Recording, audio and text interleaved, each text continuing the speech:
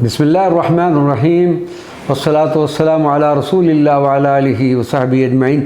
مدد ناظرین و سامعین کرام، السلام علیکم ورحمۃ اللہ وبرکاتہ۔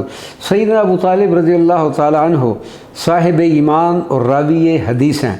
جانشین سیدنا عبد المطلب حضرت ابو طالب نے رسول اللہ صلی اللہ علیہ وسلم سے کچھ احادیث بھی روایت کی ہیں جن کے کلمات اس بات پر واضح دلیل اور ثبوت مسلم ہیں کہ آپ صاحب ایمان تھے اور آپ کا قلب مبارک توحید باری تعالیٰ کے ساتھ نبوت و رسالت کے جلووں سے جگمگا رہا تھا۔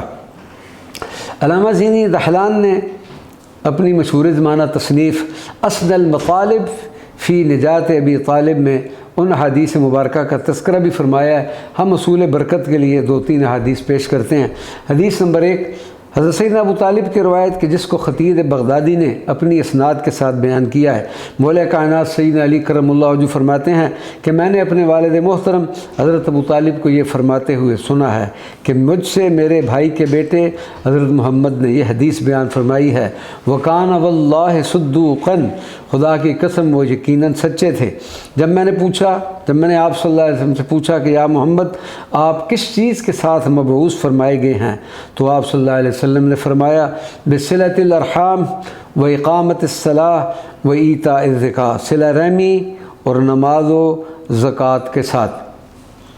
حدیث نمبر 2، خطیب بغدادی حضرت ابو رافع سے جو کہ حضرت ام ہانی بنت حضرت سیدنا ابو طالب کے غلام سے روایت کرتے ہیں کہ میں نے حضرت ابو طالب سے یہ حدیث سنی کہ نبی کریم صلی اللہ علیہ وسلم نے فرمایا ان اللہ امرہ بصلۃ الارحام وَإِن يَعْبُدُ اللَّهَ لَا يَعْبُدُ مَعَهُ أَحَدٌ، اللہ تبارک و تعالیٰ نے حکم فرمایا ہے کہ میں لوگوں تک اس کا حکم پہنچاؤں کہ صلہ رحمی کرو اور اللہ تعالیٰ کی عبادت کرو اور اس کے ساتھ کسی اور کو عبادت میں شریک نہ کرو۔ وَمُحَمَّدٌ صلی اللہ علیہ وسلم عندی الصدوق الامین، اور محمد صلی اللہ علیہ وسلم میرے نزدیک سچے اور امین ہے۔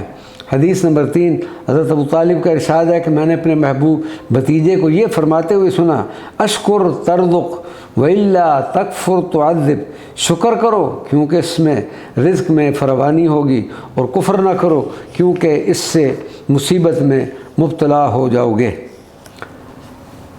اس کے علاوہ ایک اور حدیث ابن عدی حضرت انس سے روایت کرتے ہیں کہ ایک دفعہ حضرت ابو طالب بیمار ہو گئے تو سرکار دو عالم صلی اللہ علیہ وسلم آپ کی عیادت کے لیے تشریف لائے، تو جناب ابو طالب نے بارگاہ رسالت میں آپ نے عرض کی یا ابن اخی ادعو اللہ ان یعافینی، اے میرے بھتیجے اللہ تبارک و تعالی سے میری صحت کے لیے دعا فرمائیں۔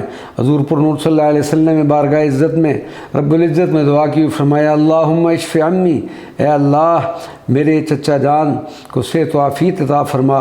اس دعا کے بعد سیدنا ابو طالب صحت یاب ہو کر اٹھ کھڑے ہوئے جیسے بیماری کا شکنجہ ہی ٹوٹ گیا ہو۔